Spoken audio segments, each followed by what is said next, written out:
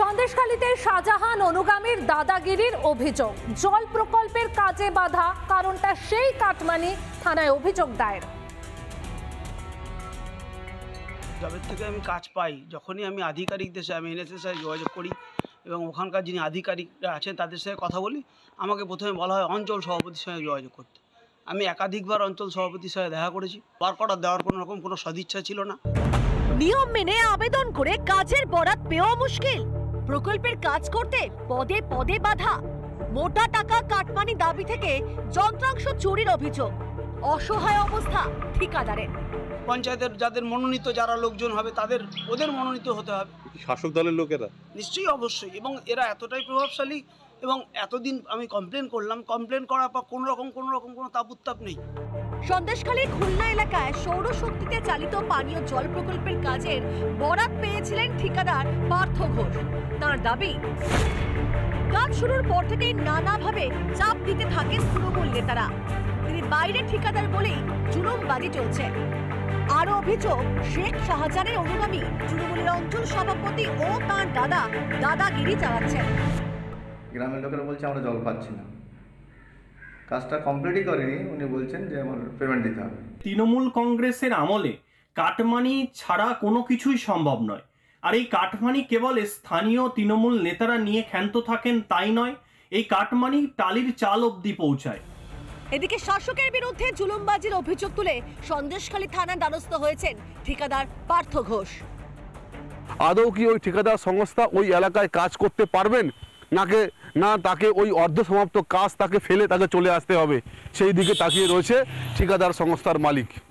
সন্দেশখালী থেকে অর্ণব মৈত্র, রিপাবলিক বাংলা। ধার করে টাকা মেটাতে পারছেন না, সমস্যার সমাধান মুহূর্তের মধ্যে।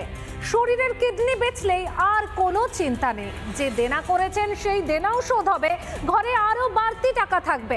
এইভাবেই গরিবদের সর্বনাশ করছে কিডনি পাচারকারীরা। অশোকনগর থেকে পাকড়াও এক অভিযুক্ত।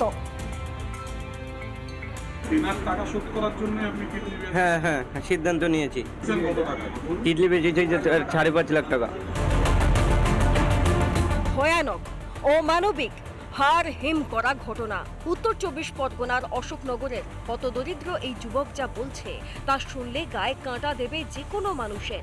অভাব অনটন নিত্য সঙ্গী, সংসার চালাতে বিকাশ ঘোষ নামে এক সুদখোরের থেকে চড়া সুদে 60,000 টাকা ধার করেছিলেন যুবক। সেই ধারই হলো গলার কাঁটা। সুদ বাবদ প্রায় 1,30,000 টাকা দিলেও বাকি ছিল আসল মেটানো। ওই যুবকের দাবি, তখনই সুদখোর মহাজন কিডনি বিক্রির চাপ দেয়। বাধ্য হয়ে স্ত্রীর একটি কিডনি বিক্রি করেন অশোকনগরের যুবক। টাকা শোধ করতে গিয়ে কিডনি বিক্রি করতে হলো। হ্যাঁ স্যার, ওনার চাপে পড়ে আজকে আমার এই অবস্থা। কি চাইছেন, কি শাস্তি চাইছেন? স্যার আমি চাইছি স্যার, আমার মতন অনেক ফ্যামিলির এরকম 12টা বাজে। আমি চাই না আমার মতন এরকম কারোর হোক। এই অশোকনগর নয়, রাজ্যের বিভিন্ন প্রান্তে তাদের এই যে জাল কিডনি পাচার চক্র, এই পাচার চক্র জাল ছড়িয়ে রয়েছে। তারা টার্গেট করা হয় যারা দিন আনা দিন খাওয়া মানুষ রয়েছেন, যাদের অনেকটা টাকার প্রয়োজন হয় সংসার চালাতে গিয়ে। এ তো গরিব মানুষকে অ্যাকচুয়ালি মেরে ফেলা। এরা তো জীবন নিয়েই খেলছে, তো এদের কাছে তো জীবনটা বড় ব্যাপার না, এদের কাছে টাকাটাই বড়। তো অভিযোগ, কিডনি বিক্রি করিয়ে দিয়ে যুবকের থেকে আরো বেশি টাকা হাতানোর ছিল পাওনাদার বিকাশ ঘোষের। যুবকের অভিযোগের ভিত্তিতে সুদখোরকে গ্রেফতার করেছে পুলিশ।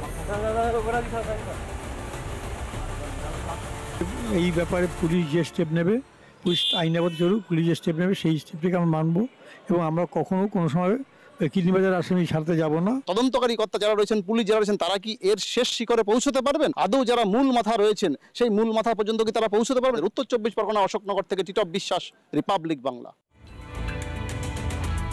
জ্বর, পেট ব্যথা, পেটের সমস্যা। কামারহাটির 29 নম্বর ওয়ার্ডে জলবাহিত রোগের থাবা, আক্রান্ত অন্তত 50। আতঙ্কে রয়েছেন চৌধুরী পাড়ার বাসিন্দারা।